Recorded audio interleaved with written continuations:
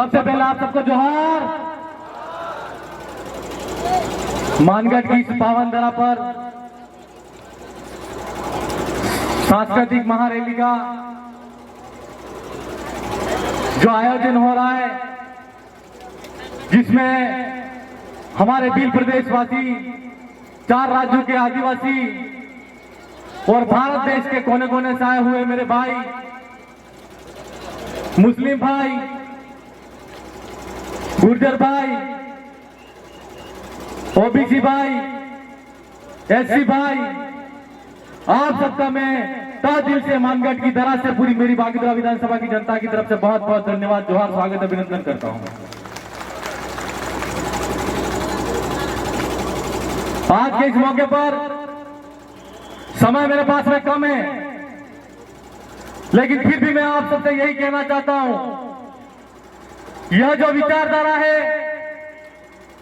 उस विचारधारा ने जिस तरीके से यहां पर काम किया है और आज की तारीख में हमारे साथ में मानगढ़ की धरा पर जो शहीद हुए हैं, उन शहीदों को पुरखों को नमन करते हुए मैं यह कहना चाहता हूं कि हमारी जो यह लड़ाई है वो गोविंद गुरु के नेतृत्व में हमारे आदिवासी भाई अंग्रेजी हुकूमत के सामने लड़ते लड़ते मर गए और आज की तारीख में शहीद होने के बाद में उन्होंने हमारे युवा साथियों ने और दादा बाबर दादा ने जिस तरीके से भील प्रदेश की कल्पना की है, वो कल्पना पूरी होती नजर आ रही है।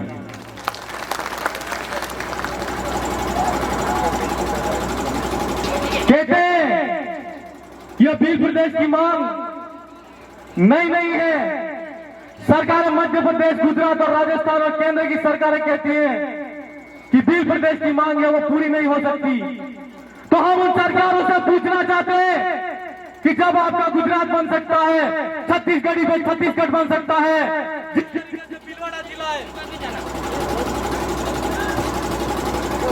जिस तरीके से भीलवाड़ा जिला है और जिस तरीके से जिन संस्कृति भाषा के आधार पर और जहां के लोग जिन आधार पर रहते हैं, उनके नाम के आधार पर जब अलग अलग राज्य बन सकते हैं, तो भील प्रदेश भीलों के नाम से क्यों नहीं हो सकता है।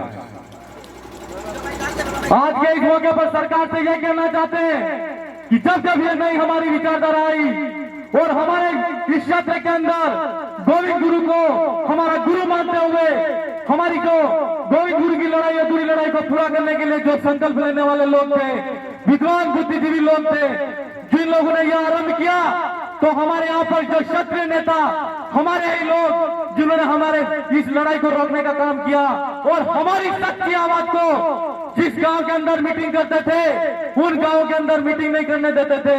जिला मुख्यालय पर कोई कार्यक्रम आयोजित होता तो कार्यक्रम को रुकवाया जाता, पुलिस प्रशासन को आगे करके ये लोग हमको रोकने का काम किया। आज हम उनसे कहना चाहते हैं कि भील प्रदेश का कार्रवाई यहाँ से नजर उठाकर देख लो, तुम्हारी कोई औकात नहीं हमको रोकने की। जिन लोगों ने हमको रोकने का काम किया, आज उनके रास्ते रुक गए, आज उनके रास्ते रुक गए। और आज के इस मंच के माध्यम से मैं शहीदों के माध्यम से शहीदों को नमन करते हुए कहना चाहता हूं, एक आदमी को रोक के दिखा देना, तुम हमारी जो आवाज है, हमारी जो लड़ाई है, गोविंद गुरु की लड़ाई है, हमारे आज के बुद्धिमान जो बुद्धिजीवी लोग हैं, दादा पवनलाल परमार की लड़ाई है, राजकुमार रोज की लड़ाई है, कांति दादा आदिवासी की लड़ाई है और पूरे भीलों के भील प्रदेशवासियों की लड़ाई है। उस लड़ाई को तुम नहीं रोक सकते हो।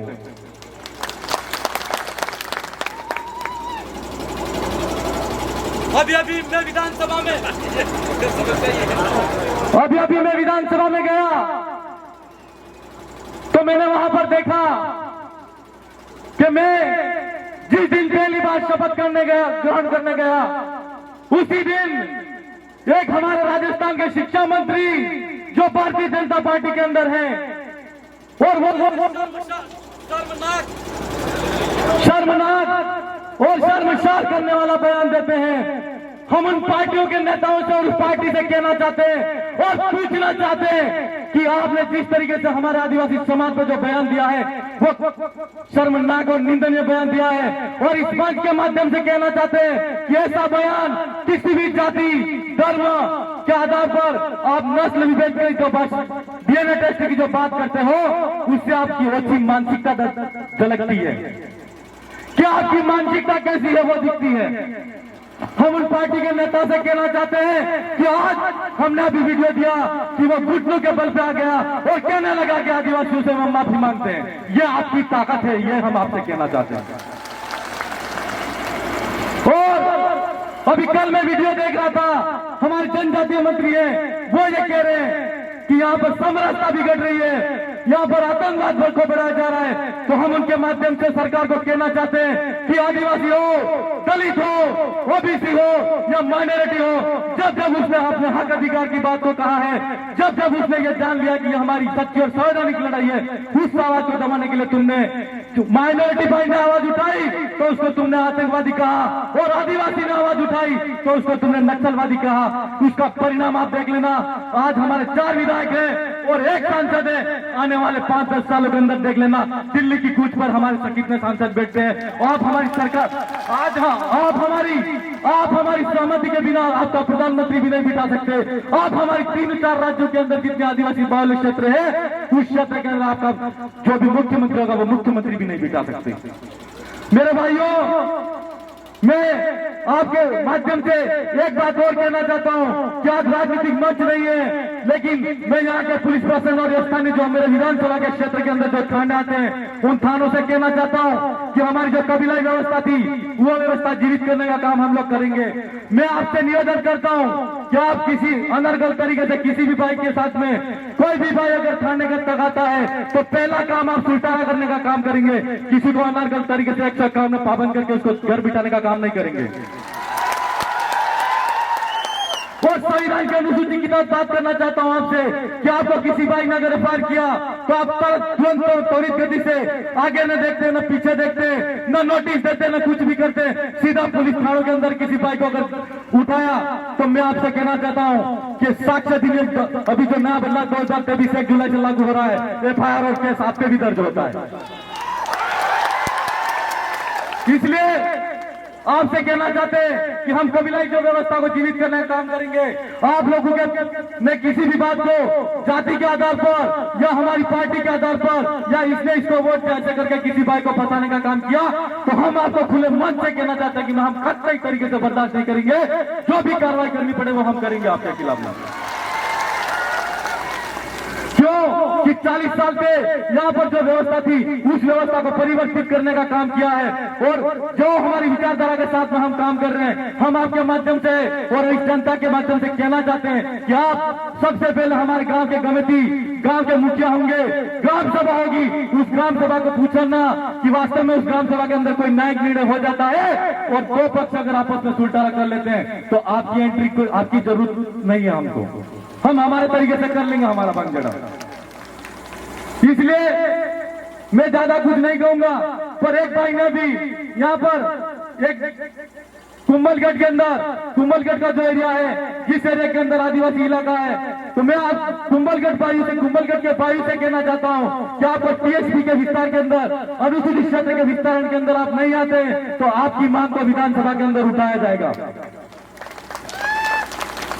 और साथ ही साथ एक खनन साहब कह रहे थे और मैं भी आपसे कहना चाहता हूं कि कुंभलगढ़ के अंदर जिस तरीके से टाइगर रिसोर्ट के नाम से जो जमीन फ्री सरकारी है या आदिवासी भाई जहां पर रहते हैं उस जमीन पर सरकार की नजर है और वहां पर टाइगर रिजर्व के नाम से वो जमीन अगर कब्जा करना चाहती है तो कुंभलगढ़ वाले मेरे भाई आप तैयार हो जाओ, आपके साथ में लड़ाई लड़ने के लिए हम तैयार हैं।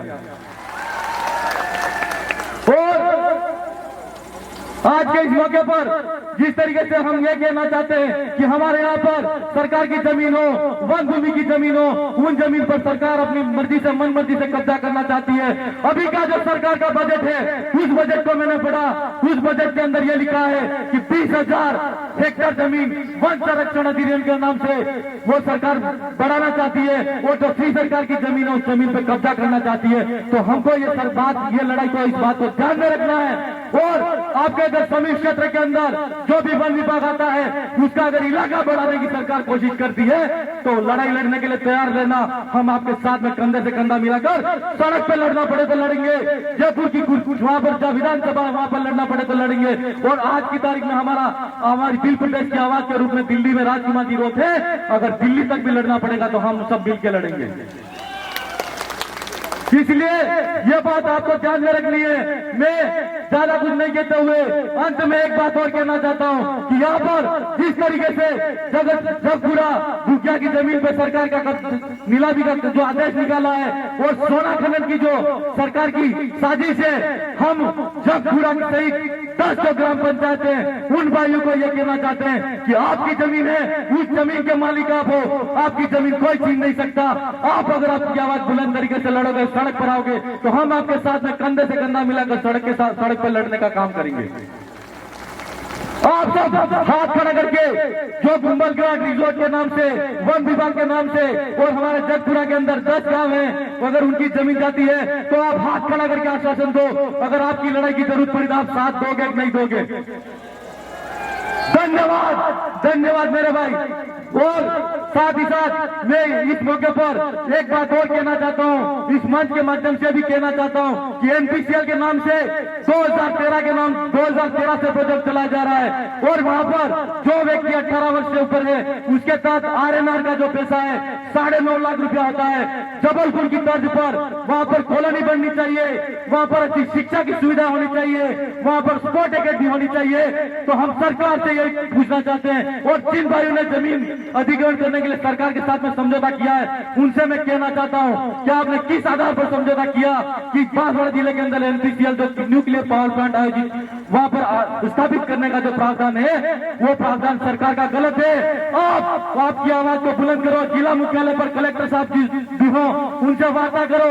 और यह मुद्दा कोई छोटा मुद्दा नहीं है, आपके नाम से धीरे धीरे करके ये जमीनें जा रही है। आप चुप क्यों बैठे हो? आपको अपनी आवाज को उठाना होगा और हम सबको अगर जरूरत पड़ी तो मिलकर ये लड़ाई लड़नी होगी। और एनपीसीएल के साथी हो या जगपुरा भूकिया के जो स्वर्ण खनन के नीलामी के जो आदेश निकले हैं उनके अंदर जो जमीन जा रही है, चाहे वो भाई हो, हम सब ये लड़ाई मिलकर लड़ेंगे। मैं ज्यादा कुछ नहीं कहूंगा, आज दादा का बोलने का समय बाकी है, राजकुमार जी का बोलने का समय बाकी है और मैं इस क्षेत्र का विधायक होने के नाते मैं यहाँ के स्थानीय साथी से और बिल प्रदेश वासियों से एक और बात कहना चाहता हूँ। क्या नीचे जो लाइन लिखी है बिल प्रदेश स्वायत्ता, बिल प्रदेश स्वायत्ता, बिल प्रदेश स्वायत्ता का मतलब समझते हैं। जिस तरह गोविंद गुरु चाहते थे कि जो बिल प्रदेश के वासी हैं या बिल जो भाई हैं वो अंग्रेजों की हुकूमत के अंदर नहीं रहना चाहिए, रजवाड़ों की हुकूमत के अंदर नहीं रहना चाहिए और अपना खुद का स्वायत्त शासन होना चाहिए जिसका नियंत्रण अपना समाज के लोगों के पास में होना चाहिए। ये वो लड़ाई है। मैं आपको कहना चाहता हूँ मेरे युवा साथियों, अगर आप ये लड़ाई दादा ने शुरू किया, हम सब ने शुरू की है, इस वैचारिक लड़ाई को शुरू करने के लिए हम सबको लड़ना पड़ेगा।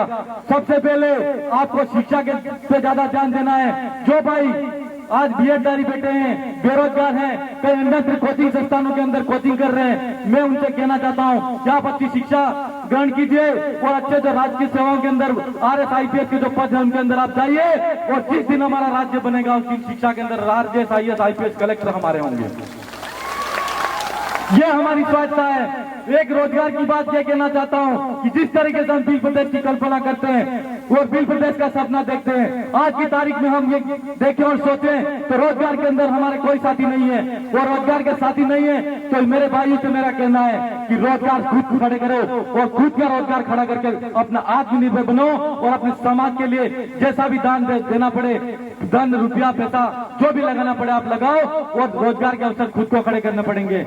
और अंत में ज्यादा कुछ नहीं कहते हुए स्वास्थ्य की जो बात कहना चाहता हूँ कि एक स्वस्थ समाज का व्यक्ति, अगर एक व्यक्ति स्वस्थ है तो वो अच्छे एक परिवार का निर्माण करेगा, अगर एक परिवार अच्छा है तो पूरे समाज का निर्माण करेगा। तो निश्चित तौर पर आप अपने स्वास्थ्य के प्रति ध्यान दें। और दादा के पास में एक पैम्पलेट देखा था कि बिल प्रदेश में यहाँ पर जो नशा मुक्ति का जो कार्यक्रम है उसको चलाने की हमको जरूरत है। मुझे मेरे पास में चिट्ठी बार बार आ रही है लेकिन मैं फिर भी मेरी बात को पूरा करके ही मेरी बात को यहाँ से जाऊंगा। मैं मात्र 1 मिनट चाहूंगा। इसलिए मेरे भाई बिल प्रदेश स्वायत्त का जो सपना हम सब ने मिलकर देखा उसको पूरा करने के लिए शिक्षा, स्वास्थ्य, रोजगार के लिए हम सबको सोचना पड़ेगा। उसके अंदर जब तक हमारे साथी और भाई नहीं जाएंगे और उस पर ध्यान नहीं देंगे तो बिल प्रदेश बन भी जाएगा तो उस पर कब्जा तो किसी और का होगा।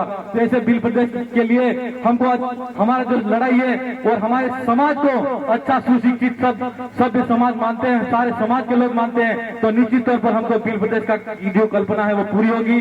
तो शिक्षा, स्वास्थ्य, रोजगार पर ज्यादा ध्यान देना है और जिन जिन भाइयों ने यहाँ पर सरकार की जो ग्राम सभा की कमेटी हमारे विधानसभा के अंदर गठित नहीं हुई है, तो उनको भी कहना है कि जल्द से जल्द ग्राम सभा का गठन करो। और जो भी सरपंच साथी है, अगर सरकारी जमीन पर कोई अवैध काम करना चाहता है या सरकार को वापिस सरकारी नियम करके देना चाहता है, तो ऐसे सरपंच के खिलाफ भी कार्रवाई करने का काम करो। मैं ज्यादा कुछ नहीं कहते हुए, मात्र 2 लाइन कहते हुए, जिस तरीके से हमारे समाज को बदनाम करने की साजिश की जाती है, निरंतर कोई नेता आते जाते रहते हैं और अलग अलग बातें और अलग अलग वक्तव्य देकर हमको बदनाम करने का काम कर रहे हैं। मैं उसके लिए 2 पंक्ति कहना चाहता हूं। भले ही किरदार ना हो मेरी अदाकारी में, भले ही किरदार में अदाकारी ना हो, लेकिन हम में खुददारी है, गुरु है, स्वाभिमान है और पराक्रम है। जय जोहार, जय आदिवासी, जय संविधान। आप सबकी जय। बहुत बहुत धन्यवाद।